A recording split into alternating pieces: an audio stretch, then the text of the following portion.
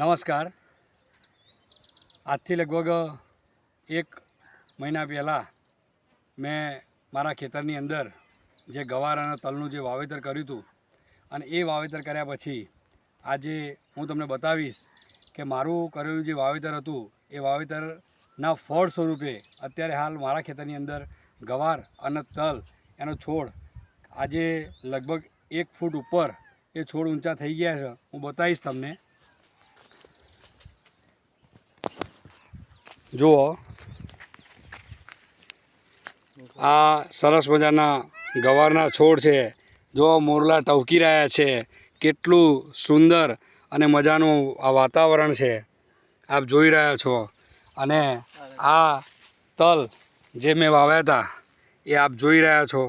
સુંદર મજાના છોડ આજે લગભગ 1 ફૂટ જેટલા આ છોડ થઈ ગયા છે.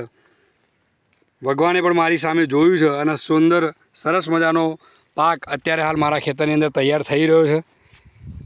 અને મારી સાથે અમારા મોટાભાઈ અમિતકુમાર છનાજી કે જે અત્યારે હાલ સિવિલ એન્જિનિયર તરીકે ગાંધીનગર સચિવાલયમાં ફરજ બજાવી રહ્યા છે. અમિતભાઈ, બરાબર તૈયાર થઈ ગયો ને પાક? થાય છે ને? થેન્ક યુ તમે મારી સાથે આવ્યા. જુઓ, આજે અમારી આ મહેનત રંગ લાવી છે. અહીં જુઓ, આ જે નિંદામણ જે હોય એ નિંદામણ આ રીતે દૂર કરવામાં આવે છે. જે આ ધારો કે નિંદામણ હોય તો આને આ રીતે આપણે નીકાળી દેવું પડે કે જેથી આપણા જે ખેતરનો જે છોડ છે એને પૂરેપૂરું પોષણ મળી રહે. આ રીતે નીકાળી દેવું પડે.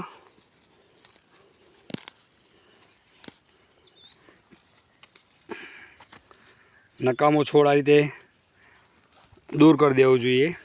આમ તો જોવા જઈએ તો નિંદામણ એ આપણા ખેતરમાં જે આપણે મૂળ પાક જે વાયો હોય એની અંદર એમાં ખાતર પાણીમાં ભાગ પડાવતું હોય છે, જે આપણા પાકને નુકસાન કરતું હોય છે.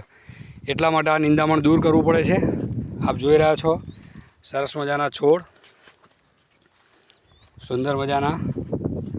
આ જુઓ, આ ગઈકાલે ને આગલા દિવસે જ અહીં નિંદામણ દૂર કરવામાં આવ્યું છે.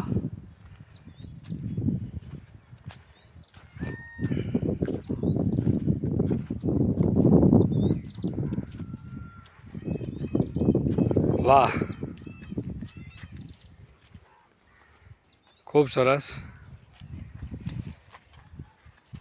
હું અપેક્ષા રાખું છું કે જેની પાસે પણ પોતાની જમીન હોય અથવા તો કોઈનું વાવતા હોય તો આવી સુંદર મજાની સરસ મજાની ખેતી કરી અને એક ખેડૂત પુત્ર તરીકે આપણા દેશના માટે આપણે એક સરસ મજાનું કાર્ય કરીએ. જય હિન્દ, જય ભારત, જય ખેડૂત. હર હર મહાદેવ. ઓમ નમઃ શિવાય.